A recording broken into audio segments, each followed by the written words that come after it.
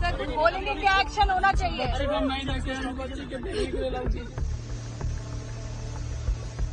अफरा तफरी की जो आवाज आ रही थी, काफी जोरों से आवाज आ रही थी, एकदम जो इंस्टीट्यूट है काफी हड़दम में आ चुका था। अभी हमने 2 व्यक्तियों को इसमें डिटेन भी किया है, जो कि उस कोचिंग सेंटर के ओनर और कोऑर्डिनेटर हैं।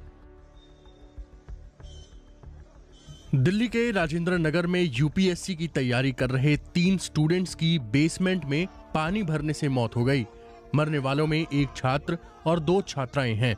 इस हादसे के बाद से सिविल सेवाओं की तैयारी करने वाले स्टूडेंट्स विरोध प्रदर्शन कर रहे हैं।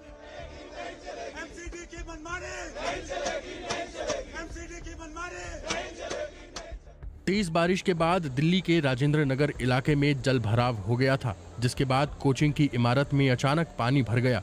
उस वक्त इमारत की बेसमेंट में स्थित लाइब्रेरी में कुछ स्टूडेंट्स मौजूद थे। इसका एग्जिट पॉइंट था या एंट्री पॉइंट था, एक ही सिंगल पॉइंट था और इंसिडेंट ये हुआ कि उसी एंट्री पॉइंट से पानी सारा उसी लाइब्रेरी के अंदर घुसा। अब उस समय बच्चा ये नहीं कर सकता था कि टायर टू अंदर जाकर घुस सके या बाहर निकल सके, क्योंकि जो एंट्री पॉइंट था उसी से पानी एंटर हुआ और पानी इतनी फोर्स से एंटर हुआ था कि आप अंदर सीढ़ियां चढ़ के आप बाहर जा नहीं सकते। और सेकंड ये हुआ था सर कि जो एक बेसमेंट के अंदर ही एक सीवेज बना हुआ था, उसका भी पानी का फोर्स इतना था कि दोनों ढक्कन अंदर से, उधर से भी पानी अंदर, नीचे से भी पानी बेसमेंट से आना चालू ऊपर हो गया और अंदर से जो था वहां से भी अंदर पानी बेसमेंट की तरफ जाना चालू होगा।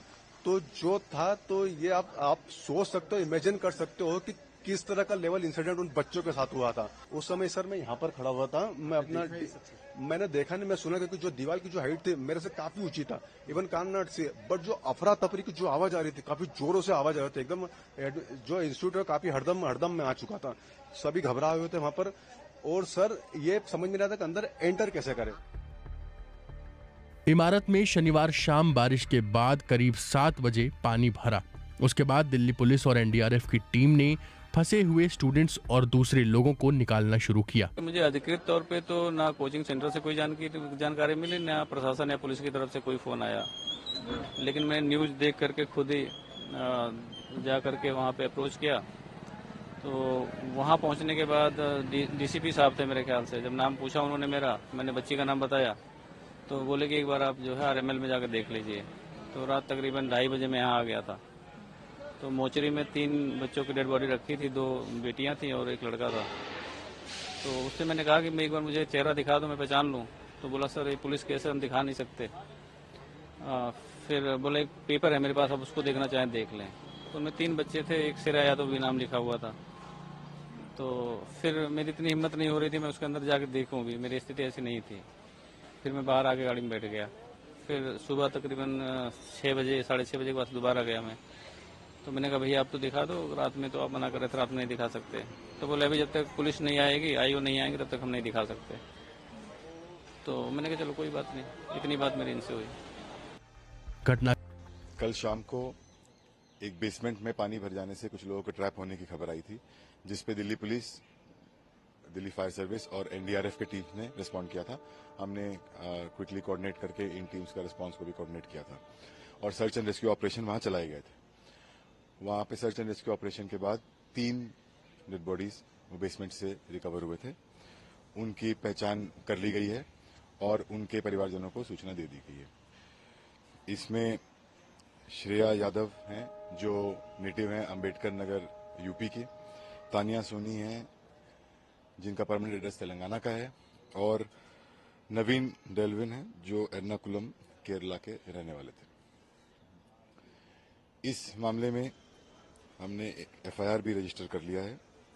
ये एफआईआर वो कोचिंग सेंटर के खिलाफ, जो उस बिल्डिंग मैनेजमेंट के लोग हैं उनके खिलाफ, जो वहां पर उस ड्रेन के मेंटेनेंस के लिए रिस्पॉन्सिबल थे उन लोगों के खिलाफ, और ऐसे और भी लोग जो इस इन्वेस्टिगेशन में जिनका रोल पाया जाएगा उन सब के खिलाफ ये एफआईआर दर्ज किया गया है। और अभी हमने 2 व्यक्तियों को इसमें डिटेन भी किया है, जो कि उस कोचिंग सेंटर के ओनर और कोऑर्डिनेटर हैं। स्टूडेंट्स का आरोप है कि इलाके में बारिश होते ही पानी भर जाता है। देखिए, जैसे ही घटनाक्रम का पता लगा हम यहाँ पहुंचे। यहाँ पर मैंने जो एमसीडी कमिश्नर है उनसे बात करी, हमारे एडिशनल कमिश्नर उनसे बात करी, डिप्टी कमिश्नर हैं वो भी मौके पर मौजूद हैं, और जो भी एमसीडी का ऑफिसर, जो भी अधिकारी इसका जिम्मेदार होगा उसको एक्शन लिया जाएगा उस पर। और मैंने भी कमिश्नर साहब से बात करके बोला है कि मुझे इस पर रिपोर्ट सबमिट करें कि जल्द से जल्द हम ऐसी घटना दोबारा ना हो और जल्द से जल्द उस पर एक्शन लिया जाए।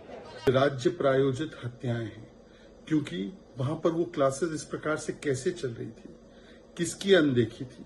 क्या सिविल अथॉरिटीज की अनदेखी नहीं हुई? क्या उसमें भ्रष्टाचार नहीं था?